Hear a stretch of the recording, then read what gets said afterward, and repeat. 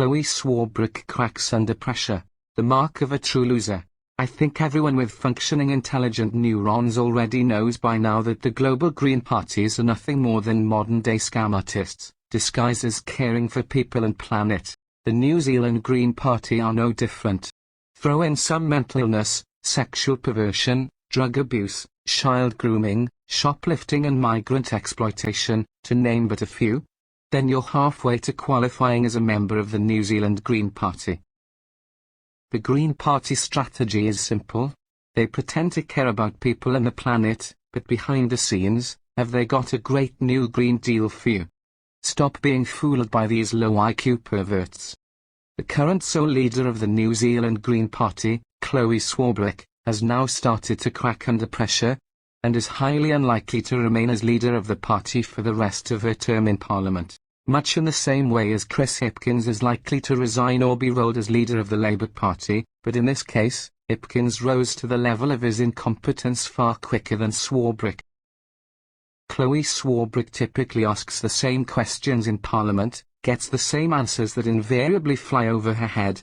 So she is now trying to deflect from her incompetence by using offensive insults, in the hope that viewers' attention will be diverted from the issues at hand.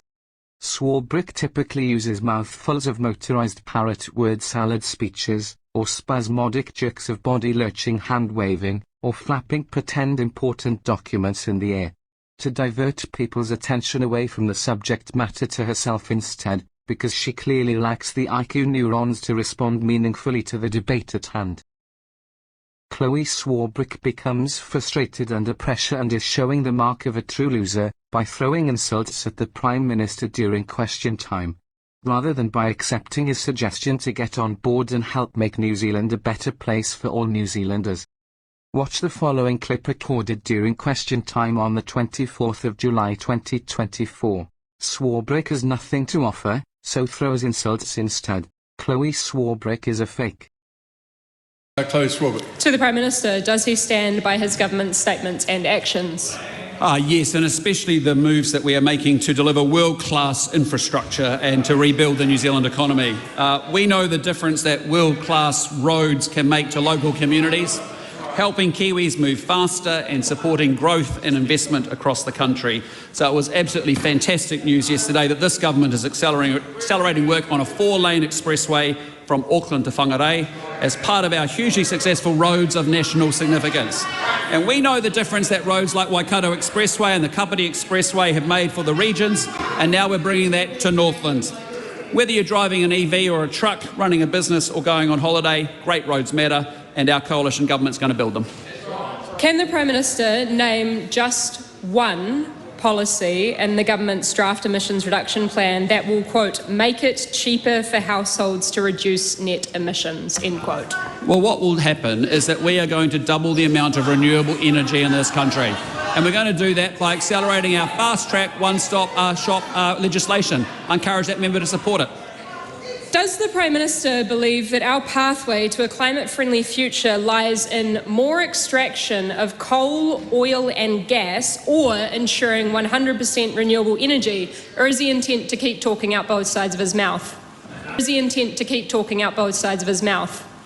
What I'd say to you is that we are going to double the amount of renewable energy in this country. It's unacceptable to take 8 years to consent a wind farm and then 2 years to build it. I would encourage that member and the Labour Party to actually support that legislation so we can get renewable projects consented in 1 year and built much quicker. I'd also say to that member, you're well aware that under the ending the oil and gas ban that we now have some energy security challenges around gas supply. And I'd encourage that member to also support that legislation too. Before I call the member, I'd just say the little flick at the end of the last question could well see questions terminated in the future. Thank you, Mr. Speaker. Does the Prime Minister know or care that if you add up the emissions reductions of his government's so-called key policies in the draft emissions reduction plan, that they make up 1/3 of the emissions increase that his reversal of the oil and gas ban will create? What I'd just say to that member, we are consulting on a draft emissions reduction plan. I encourage the New Zealand public to submit on it, and we'll have a final plan announced at the end of the year.